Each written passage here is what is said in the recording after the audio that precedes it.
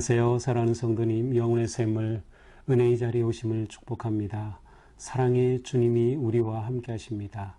우리와 함께 하시는 주님을 찬양합니다. 기도합시다. 하나님 감사합니다. 하나님의 은혜와 사랑은 무엇으로도 갚을 수 없는 너무도 놀라운 사랑입니다. 우리가 무엇이건대 아들을 아끼지 않으시고 내어주셔서 십자가의 구속의 보혈로 저희를 구원하여 주시고 하나님의 복되고 거룩한 자녀의 삶을 살도록 불러주셨습니까? 주님, 저희가 어떤 상황에서도 주님의 은혜를 감사하고 기억하며 온전히 주님의 말씀에 따르고 순종하는 삶, 주님께 기쁨이 되며 영광을 돌리는 거룩하고 아름다운 삶 살게 하여 주시옵소서. 예수님 이름으로 기도합니다. 아멘. 오늘 말씀은 예레미야 27장 12절에서 22절입니다. 내가 이 모든 말씀대로 유다의 왕 시드기야에게 전하여 이르되 왕과 백성은 바벨론 왕의 멍에를 목에 메고 그와 그의 백성을 섬기소서 그리하면 사실이라. 어찌하여 당신과 당신의 백성이 여호와께서 바빌론의 왕을 섬기지 아니하는 나라에 대하여 하신 말씀과 같이 칼과 기근과 전염병에 죽으려 하나이까? 그러므로 당신들은 바빌론의 왕을 섬기게 되지 아니하리라 하는 선지자의 말을 듣지 마소서. 그들은 거짓을 예언함이니이다. 이는 여호와의 말씀이니라. 내가 그들을 보내지 아니하였거늘 그들이 내 이름으로 거짓을 예언하니 내가 너희를 몰아내리니 너희와 너희에게 예언하는 자들이 멸망하리라. 내가 또 제사장들과 모든 백성에게 전하여 이르되 여호와께서 이와 같이 말씀하시기를 보라, 여호와의 성전의 기구를 이제 바빌론에서 속히 돌려오리라고 너희에게 예언하는 선지자들의 말을 듣지 말라. 이는 그들이 거짓을 예언함이니라 하셨나니 너희는 그들의 말을 듣지 말고 바빌론의 왕을 섬기라. 그리하면 살리라. 어찌하여 이 성을 황무지가 되게 하려느냐. 만일 그들이 선지자이고 여호와의 말씀을 가지고 있다면 그들이 여호와의 성전에와 유다의 왕의 궁전에와 예루살렘에 남아있는 기구를 바벨론으로 옮겨가지 못하도록 만군의 여호와께 구하여야 할 것이니라.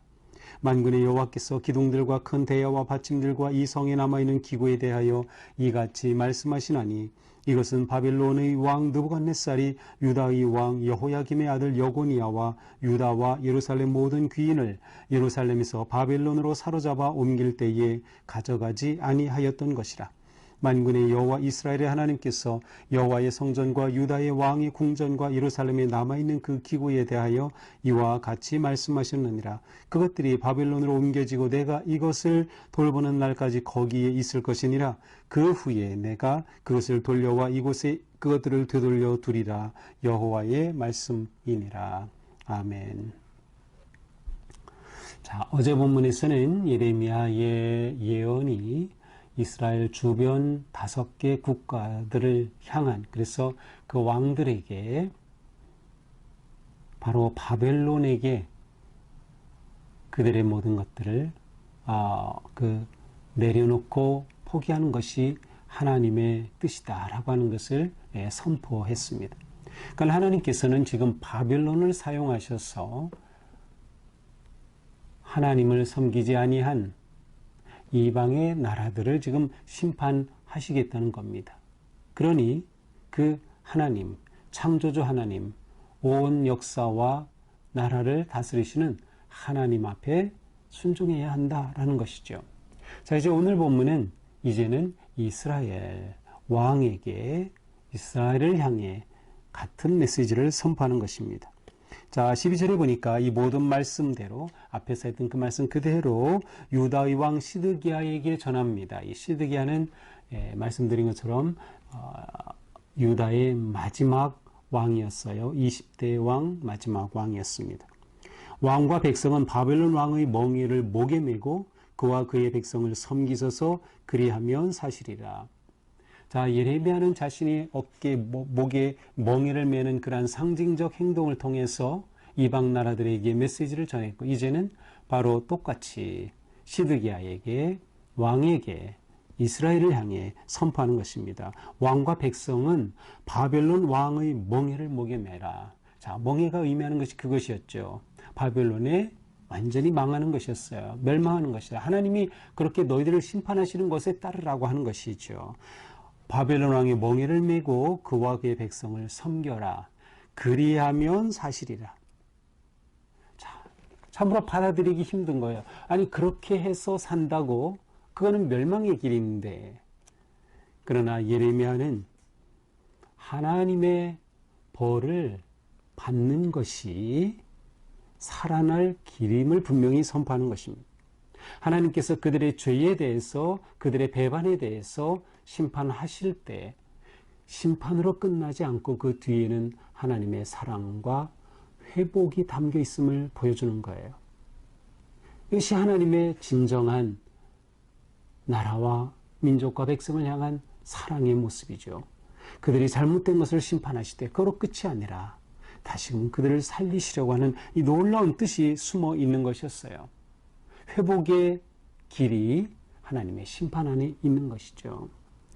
그런데 어찌하여 당신과 당신의 백성이 여호와께서 바벨론의 왕을 섬기지 아니하는 나라에 대하여 하신 말씀과 같이 칼과 기근과 전염병이 죽으려 하나이까? 아니, 하나님께서 이것이 여러분을 심판하시는, 우리나라를 심판하는 그러한 하나님의 뜻이라고 분명히 말씀드렸는데 왜 이것을 거역하려고 합니까?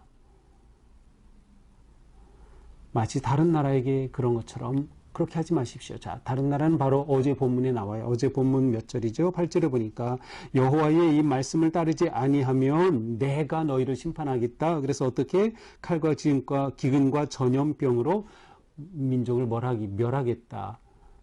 지금 시드기야 왕에게 똑같이 하는 거예요. 어떻게 이방 나라가 하나님께 불순종함으로 이렇게 당하는 것처럼 그렇게 당하려고 하는 것입니까?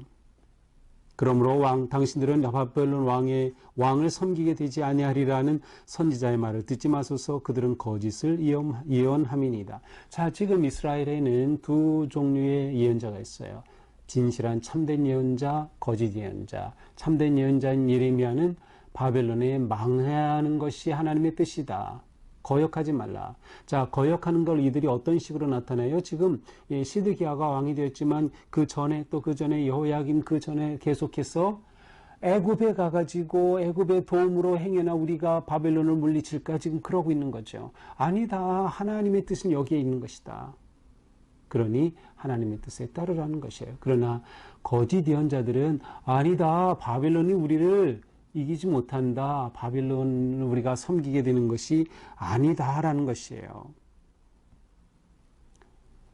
다시 말하면 괜찮다는 거예요. 괜찮다는 거예요. 예레미야는 망한다는 것이고. 자, 그런데 예레미야의 이 예언의 독특함은 다른 예언자들과 좀 달라요. 다른 예언자들, 예를 들어 이사야 같은 경우는 북쪽에 아수르가 내려올 때 아수르에 맞서라. 무엇으로써? 하나님을 의지함으로써 이것이었어요. 그런데 예레미야는 하나님을 의지해서 바벨론을 맞서라는 것이 아니라 바벨론이 쳐들어오는 것이 하나님의 뜻이라는 거예요. 하나님이 심판하시는 것이라는 거예요. 이것이 하나님의 계획이니 이거를 그대로 받아들이라고 하는 거죠. 그러나 유다는 그렇게 하지 못하죠. 계속 이방 나라, 특별히 애굽을 의지해서 이겨보려고 시도하고 있을 뿐입니다. 그러므로 예레미야는 이렇게 거짓 예언자들의 말을 듣지 말라라고 합니다. 여호와의 말씀이니라 내가 그들을 보내지 아니하였거늘 그들이 내 이름으로 거짓을 예언한다. 거짓 예언자들 하나님이 보낸 자들이 아니에요. 거짓된 예언자들이에요. 그런데도 왜 그들의 말을 들으려고 하느냐. 내가 그들을 다 몰아낼 것이다. 거짓 예언자들과 그 말을 따르는 자들 다 멸망하게 될 것이다. 내가 또 제사장들과 모든 백성에게 전하여 이르되. 자, 또 예레미야가 선포하죠. 이번에는 제사장 백성들에게, 앞에는 시드기야 왕과 사람들에게. 어떻게 합니까? 여호와께서 이와 같이 말씀하셨다. 똑같이 이것은 예언자의 아주 반복되는 그러한 그 어떤 구절이죠. 규범이죠. 여호와께서 이와 같이 말씀하셨다. 그리고 선포하죠. 보라, 여호와의 성전 기구를 이제 바벨론에서 속히 돌려오리라고 너희에게 예언하는 선지자들의 말을 듣지 말라. 자, 이건 또 뭡니까? 자, 지금 상황은 어떤가 하면 이스라엘 남유다의 역사에 있어서 유다는 바벨론에 멸망할 때에 한 번에 딱 멸망한 것이 아니에요. 1차 포로가 주전 605년에 있었어요. 이때 다니엘이 포로로 잡혀갔었죠. 2차 포로가 주전 597년에 있었고요. 바로 이때에 여호야긴 왕이 잡혀갔고요. 그 다음에 에스겔이 포로로 잡혀갔어요. 지금 상황은 2차 포로로 잡혀간 이후의 상황으로 보입니다.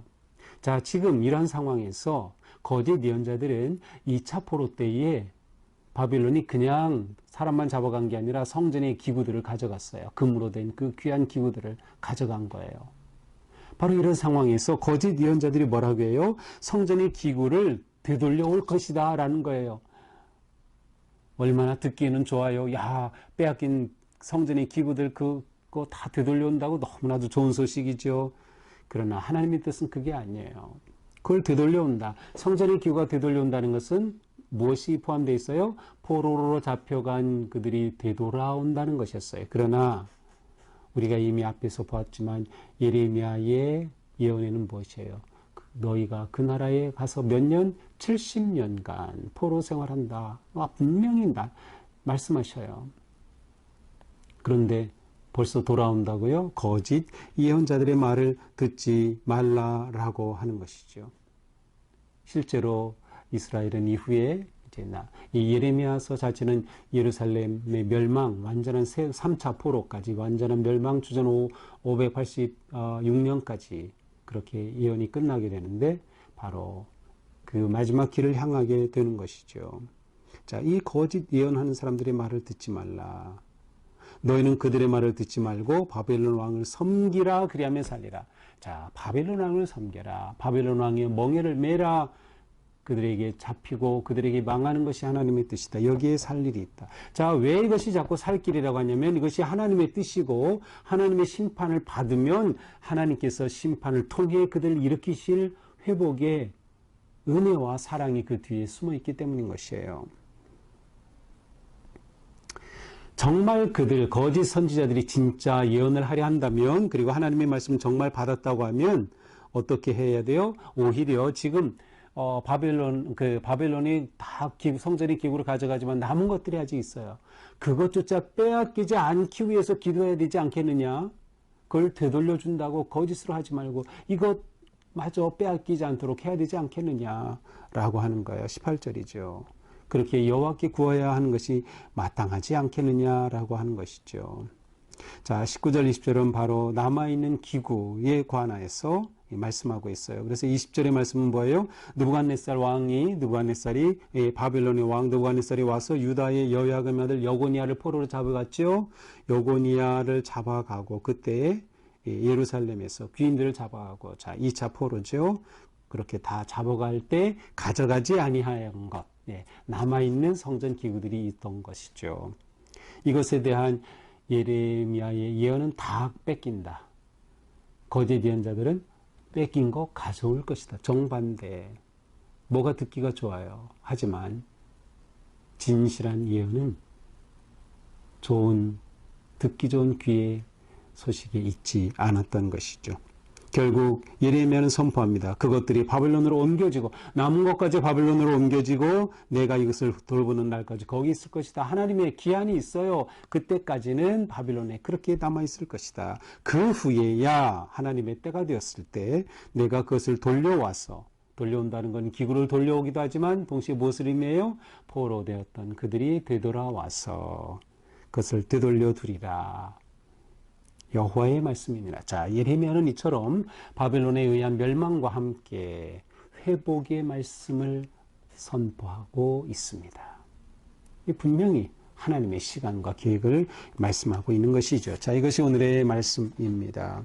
자, 오늘 말씀을 보면서 이런 생각을 하게 됩니다. 하나님이 주시는 징계도 제대로 받아야 기회가 되는 거예요. 징계를 제대로 받아야 거기에 살 길이 있는 거예요. 그런데 이스라엘은 자꾸 그것을 받지 않으려고 하는 거예요. 인간의 생각을 가지고 말이죠. 자, 우리말에 약은 쓰다 하는 말이 있죠. 그렇습니다. 약은 쓴 겁니다. 하나님께서 이들을 회복시키기 위해 내리시는 징벌의 약은 쓴 겁니다. 그런데 이들이 쓰다고 받으려고 하질 않는 거예요. 우리가 신앙생활 하면서 위험한 것이 뭐예요? 가모니설에 넘어가는 것입니다. 내게 쓰다고 생각되는 것을 거절하는 것입니다. 듣고 싶은 것을 듣지 말고 듣는 것이 힘들고 부담스러울 때 이것이 진리다라고 생각하면 틀림없습니다. 왜냐하면 우리 속에는 근본적으로 죄성이 있기 때문에 그래요. 죄성이 있는 우리는 듣고 싶은 거, 듣기 좋은 것을 얼른 받기 쉬워요. 그러나 내 마음이 부담되고 힘든 거, 그게 하나님의 음성일 가능성이 큰 것이죠. 예언은 거슬리기 마련입니다. 예언은 죄에 빠진 우리와 거슬리는 것이에요. 그래서 쓴 것입니다. 쓰지만 하나님이 주시는 약이라면 그 약을 먹어야 살 길이 열리는 것입니다. 그러기 위해 우리는 분별의 지혜를 구해야 합니다. 하나님께서 우리에게 분별의 지혜를 주실 때 이것은 거짓 선지자구나. 이것은 진정한 말씀이구나. 이것은 거짓 이단, 온갖 가문이설로 사람들을 미혹하는 거짓이구나. 그것을 분별하며 끝까지 진리의 말씀을 붙잡고 승리하게 되는 것이죠. 오늘 하루도 우리가 살아가면서 진리의 말씀 꽉 붙잡아야 합니다. 약은 쓰다 하는 것을 기억하십시오. 그리고 그 쓴 약은 쓰지만 달게 먹을 때 내가 낫습니다. 치유되는 것이죠. 오늘 하루 우리 삶이 오직 주님의 말씀을 따르는 그러한 하루가 되기를 축복합니다. 기도합시다. 주님 감사합니다. 오늘도 말씀을 통해 우리가 오직 주님의 진실한 음성 듣게 하여 주시고 또한 진리를 분별할 수 있는 분별의 영을 주시고 하나님의 말씀 기꺼이 받아 순종하며 그 약이 우리를 치유하고 살려내는 은혜를 누리게 하여 주시옵소서. 예수님 이름으로 기도합니다. 아멘. 네, 오늘도 주님의 은혜 안에서 우리 삶이 진리의 길을 걷게 되기를 축복합니다. 사랑합니다.